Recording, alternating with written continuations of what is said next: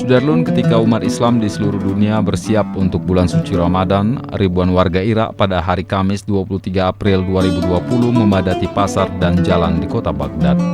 Terletak di pusat ibu kota, Sorka Bazar yang merupakan kawasan bersejarah tampak sangat sibuk dengan aktivitas orang-orang berkerumun dalam keramaian untuk membeli perbekalan Ramadan.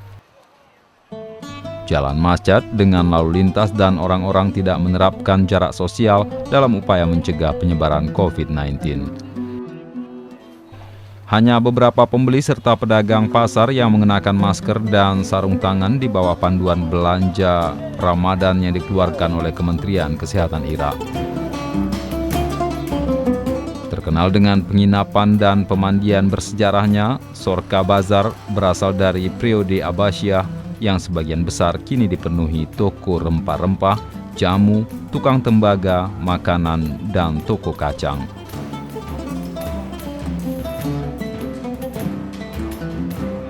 Kementerian Kesehatan Irak melaporkan ada 29 kasus COVID-19 terbaru sehingga totalnya menjadi 1.631. Sejauh ini dilaporkan sebanyak 83 orang telah meninggal, sementara 1.146 telah dinyatakan sembuh. Namun pada hari Selasa 21 April 2020, negara Irak mulai melonggarkan pembatasan terkait virus corona.